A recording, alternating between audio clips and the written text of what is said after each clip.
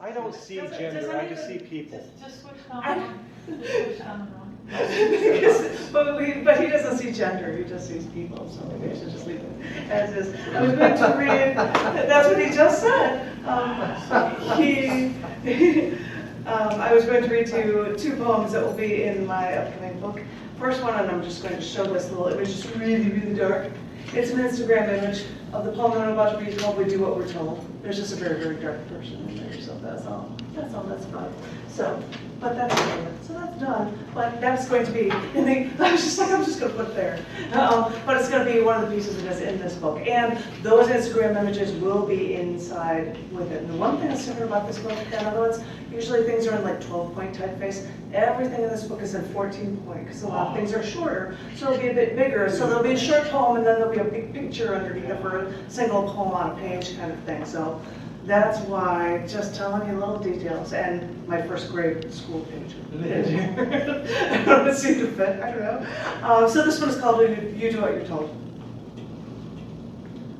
You're a proper little child. You do what you're told. You follow your parents' orders. Let them define you. So you take a path to get ahead in school because this is what you see everyone else saying is best for you. You go through the motions until you find yourself choking back your own bile and think, everyone else made your choices. You never thought for yourself. Everyone has held your hand and guided you this way. Can you step off their path and for once truly live? Wow.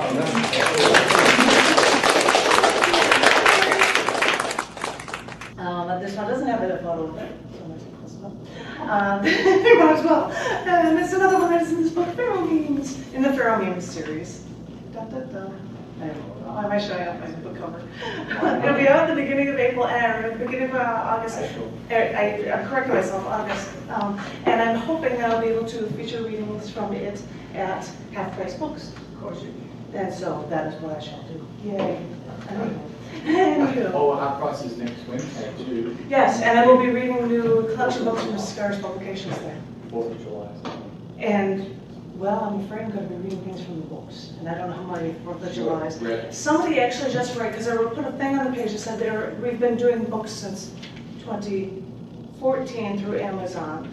And we did them saddle stitched in the 90s and through the half of the beginning of the first decade of the millennium. And I said, if there's anybody that wants an old book redone, and a month and a half ago, somebody's like, can you do volume 79? And I'm like, yes, I can. And so I was just rearranging everything, and I'm going to be releasing that in the beginning of July. And then somebody just said, would you do volume 184? And I'm like, sure. So then by August or September, that one has a cover of David where he's on the cover, so there'll be a photo for the cover of the next book. Why am I telling you about these? I have no idea. Because I just like sharing these goofy things and doing these old books redone. Sorry, now I'm done talking about that. This is a poem that's going to be in this new book, and it is called Vibrations Echo.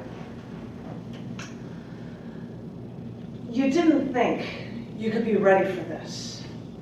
You saw a life come and go, and you thought you could not cope. But you're not the first to battle these demons, because some who had to face this pain and strife couldn't even survive.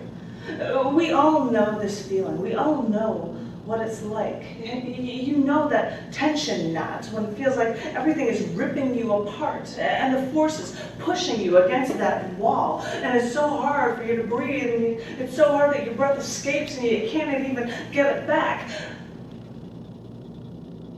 I'm here to tell you, you can make it. Just pause, give it a minute. Trust me, you'll be able to breathe again. Once you realize that every aspect of death is still a part of life, then you can embrace every single molecule as a part of life itself. And then you can embrace everything, every echo and vibration. Because once you connect the pieces together, then you will find that all the universe's vibrations come suddenly into sync for you.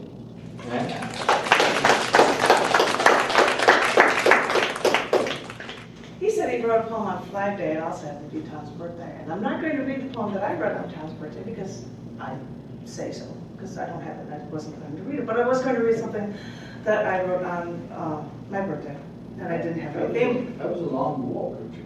Yeah. And this is not going to be in this book, so this is a poem for you called On This Day. On this day, the Romans defeated Macedonia.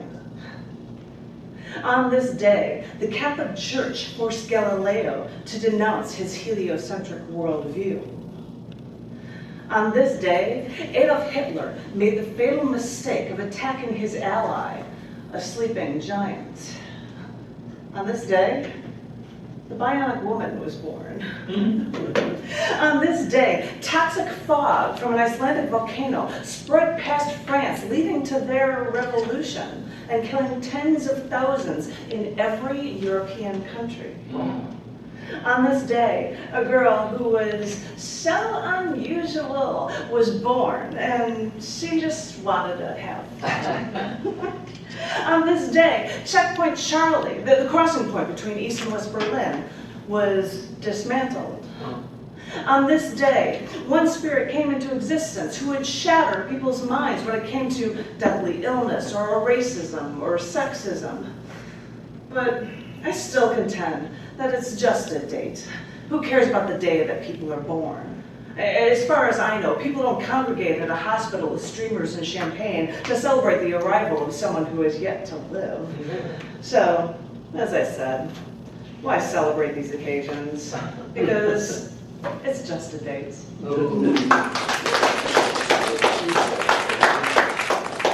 This is different. T-shirt says different.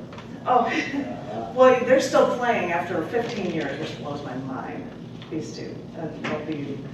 I won't talk about the tennis. Anyway, ladies and gentlemen, boys and girls, please. Yeah, well, you know, you're a June baby as well. I am. Mr.